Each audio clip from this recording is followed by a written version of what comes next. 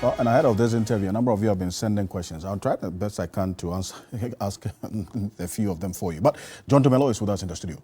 Good evening. Good evening, Thank boss. you for joining us. Same here. How are you? I'm well. Good. Congratulations to you. Thank you. It's in order. Yeah, thank you so much. You have been endorsed Yes. as parliamentary candidate for Yes. Ayawaso West Wuogon, Yes. the ticket of the NDC. Yes. I hope you are not getting into parliament to make $1 million.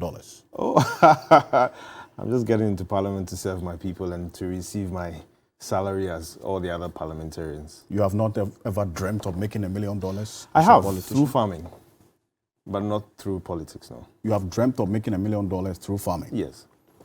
But not through politics? No, not at all. You resist the venture? Oh, yes. But how did the news of Fred Nyuma's decision to step aside, throw his weight behind you, get to you? Well, for me, it's been months of, talking back and forth, having series of meetings with, the various stakeholders, and, everything was at the doorstep of Fred, to see whether, he's still going to contest or he's going to throw his support behind me. I mean, mind you, I've known Fred for more than 20 years, and so we've come a long way, and I think that finally he decided that, let me just step down and throw my support behind my good friend, John Dumelo. Were you looking forward to a contest? I didn't. The two of you? Well, I didn't mind a contest, but I felt like a contest wasn't needed. It wasn't necessary, because the party looked at Ayawaso as like a different or a special case, because I'd contested in 2020. We did extremely well. We nearly won. We just lost by a small margin, and so it was just. It would have been suicidal to change the candidate. And so, it's a democracy, but a lot of negotiations have to go on. As a democratic party, you have to sit down and do your research, and based on certain research, you realize that, okay, for this place, let's maintain this person. For this place, let's see how best we can change this person, and so on and so forth. And so that's exactly what went on. Well, some were surprised when the news about you wanting to test your mettle in the yet-to-be-created SAL constituency. What informed that kind of test, the political test that you sought to do? Well, after the 2020 elections, I one of the write-ups I did was it's time for me to venture more into farming, explore Ghana, see different opportunities. And, the SAL area was where I found myself, doing a lot of ginger farming and other farming activities. Well, not the SAL area per se, but the whole of the T region, and so it was very common that once I frequent that place, the people will say, oh, John, you're from here, come and contest, and so on and so forth. And as a committed and staunch member of the NDC, wherever I find myself, I try to help, the party in any way I could or I can. And so, that's what I was doing. But nevertheless, I never left Ayawaso West. My leg was still here. I was still involved in, activities here and there. I see. Because that's one of the messages being thrown at you now, that you appear inconsistent. And so at one point you were mulling the idea of going to contest in SAL. You were just saying your leg was still in Ayawaso West Wuogon. How do you respond to that?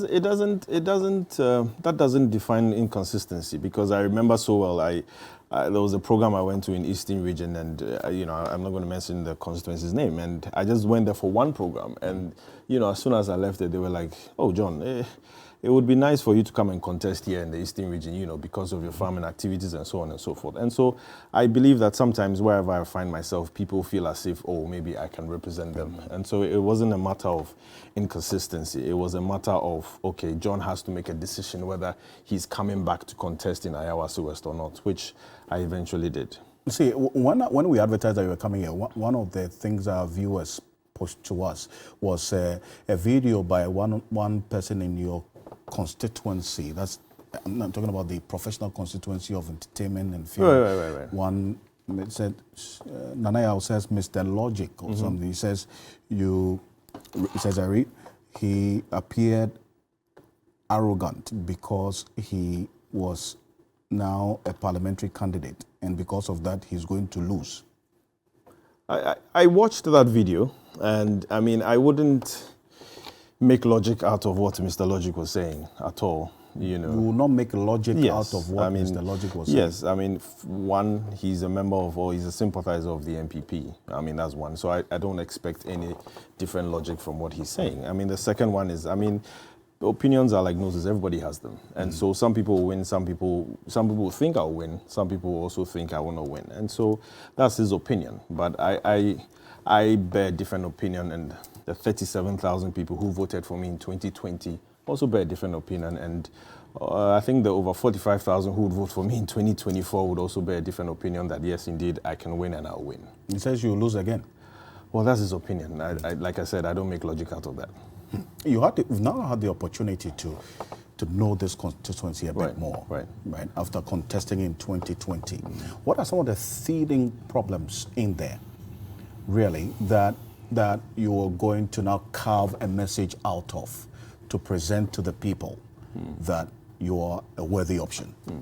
Look, I think in those days, when you look at the business community, it was more in Adabraka to do, Accra Central. But I think now it's shifting towards the Ayawaso West area. I mean, if you look at Airport, East Legon, Jolu, West Legon, Roman Ridge, that's where you have most of the corporation headquarters. You have East Legon, you have most restaurants, most eateries, most lounges, and so that's becoming the economic hub of, the capital. Now, one thing which is important is security, and once it's becoming the economic hub, of course, jobs are being created, and so one of the things I'm planning to do is to make sure that businesses open more in Ayawaso West. But at the same time, people who pass through, or people who live, or people who do business in Ayawaso West should feel safe.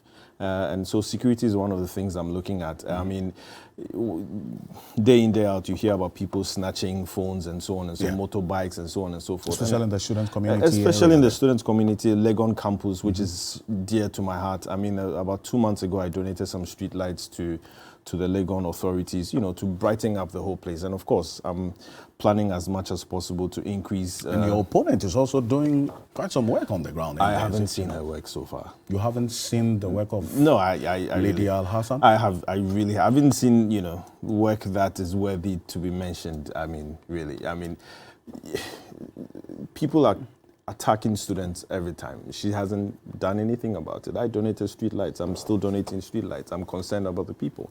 But I don't think she's shown any sympathy for the students so far. But Samson says she's drilling boreholes in the University well, of the Ghana. borehole Is she's that true? drilling is in Sabahol, and she promised to drill that borehole in 2019. And now before she's probably realized that I'm coming to contest, she's probably, quickening up her projects, So that's... I think it's because of you that I think, yeah. Lady Al Hassan is quickening pretty her much. project? I mean, you promised that in 2019. 2019, when I decided to dredge that gutter in Westland and I was stopped, they came out to say they'll construct that drainage. Up to now, that drainage hasn't been constructed. I'm pretty sure next week they'll start work because probably now I'm confirmed as the parliamentary candidate of Ayawaso West Wuogon. The people of Bawaleshi, they are in your constituency. Yeah. This one here from Emmanuel Kwanzaa says, good evening. The people of Bawaleshi are also concerned about the issues of lack of street lights in most parts of the area. Right. Says we are part of Ayawaso West Wuogon as well. Right. We need to be taken care of. Right.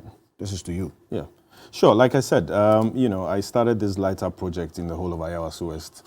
I've started on Legon campus. I'm going to extend it to other areas of the constituency. And so Bawaleshi will not be left out. And I'm going to work directly with, the assemblymen and women who represent the people as well, when it comes to local government. Why did you lose the 2020 elections?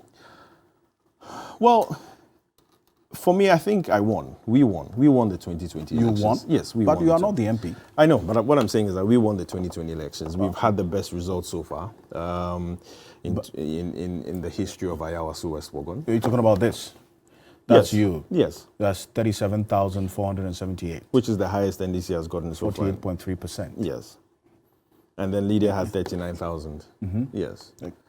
Close call. It was very close call. And I think, sometimes when you're about to be successful, you take the first step and then you have a second step. But you look at the presidential, there was just about almost 200, just about a little over 200 votes Yeah. difference. Yeah.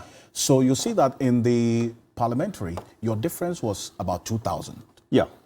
But in the presidential, John Mahama and President Kufuor had almost the same. Yes, So pretty much. have you diagnosed why John Mahama did well Yes. than you, the candidate, yes. in the area? I think we've diagnosed it. I think a few months after we lost the elections, we sat down to, analyze the results and see where our shortcomings and our shortfalls was. And we know why we got those results, and we know how we are going to win in 2024. So why did you get those results? Oh, I mean, that one I think is something that I will share later. Some people said that you were muscled out of it with strategy, that you weren't vigilant enough. I think we were extremely vigilant, during the 2020 elections. I think certain things went on, which I can't disclose, but we've realized those things and we are working on those things to make sure that in 2024 we win the elections. I mean, if you look at the whole Ayawaso population, we know what the NPP did. I mean, sitting back to analyze everything, we know what they did. What did the NPP do? And no, this time around they can't do that anymore. What did the NPP do? That one, I'll share that later. But No, they've won. They've won the elections. Yes, but they will not win again. It's as simple as that. NPP will not win Ayawaso In 2024? No. I mean, look, my hard-working constituency executives, my hard-working branch executives will not allow that to happen because they are in charge of the campaign. And those who voted for me, the 37,000 people, this time we are going to increase it, to more than 45,000. More than 45,000? Yes. I mean, we're going to give the NPP a gap. What's informing this increase in the people on the ground? Because I've spoken to them and they've told me point blank. Some people regretted voting for the MPP in Ayawaso West Wuogon. I mean, just like the general feeling across. Some people regretted voting for the MPP. They realized that, they made a mistake. And once they voted for the MP, she hasn't been visible again. She's just disappeared. The MP hasn't been visible? In most of the places in Ayawaso West Wuogon. I mean... For instance, where? I mean, for instance, Baoleshi, Okponglo, even sometimes, even Jowolu, Abelemkpe. If you ask them now, they'll probably tell you that they haven't set eyes on Lydia since, she was elected in 2020, in the year 2020. So what message are you sending to these people? That I'm there for them, but that I'm there for them. I'm not one of those politicians that will just come and, say, oh, vote for me, and then disappear and reappear again after 4 years. I'm not like that. And I'm really listening to their concerns because, look, of course, when I enter Parliament, I'm there to serve the people. I'm there to represent the people. And so if I fail, definitely they will not give me another mandate. See, I've had a number of parliamentary candidates say the same and thing. members of parliament come sit before me and say the same things you are saying. Yes. And they go and do differently. They disappear. Well, the constituents don't see them. I think I'm learning from such mistakes of, my predecessors. I'm learning from such mistakes. And it will be, excuse me to say, dumb on my part to come and be voted and then disappear and not represent my people who voted for me. Kojo Tradels says, you are a farmer. You've seen attempts to get young people into farming. Right. What is the disconnect and why is that not succeeding? And this is going to be my final one from our viewers. Why is what not succeeding? The attempts, he says, to increase the youthful population in farming. He goes on to say that the farming population is aging. Yeah. And we don't have a lot more young people in there. Right. What has to change to get a lot more young people interested in farming, finally? Well, I think myself getting into farming, most of the messages I receive, people say they've been encouraged to get into farming.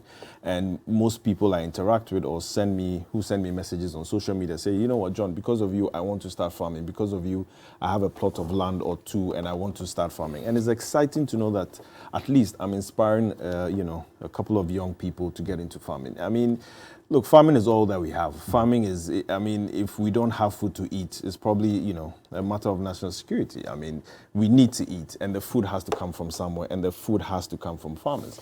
And so my interest in farming is based on the fact that it's silly that we are still importing stuff when we can grow them here. We are in August. The farmers in Burkina Faso, Mali, Niger are planning their new onion planting season, but we are here depending on the rain, whilst we can use our irrigation properly and efficiently so that we stop importing millions of dollars of onions and tomatoes and tiger nuts from all these countries, whereas we could have farmed here ourselves. And so it doesn't make any sense that we have everything here and then we say that we are going to import all these foodstuff, which it really doesn't make sense. And so I'm one of the things I want to change is to encourage more people to get into farming so that in the next 5 to 10 years, we see a decline of imports of these foodstuffs. We can only wish you well. Thank you. But our next conversation is on passports, the frustration that people go through in applying and renewing their passports. Have you had an experience? I have. I've had an experience. How frustrating was it? It was quite frustrating. I mean, you definitely have to pay. You have to pay an amount. You have to pay someone. Yeah. You have to make a call. Oh, Charlie, I need a passport. But I feel that it shouldn't be like that. My concern is, or my solution is, why don't they decentralize the passport application? Not just the application, but the whole printing process. Cape Coast had a backlog over 40,000 a couple of months ago. Accra has a huge backlog. Why don't you, print in Cape Coast? I don't know if they are printing in Cape Coast. Why don't you print in Kumasi? Why don't you print in the northern part of the country? So that just decentralize it, so that you don't have to go through all these, processes of paying guru men and so on and so forth to acquire passports. It's disheartening. John Dumelo is the parliamentary candidate for the Ayawaso West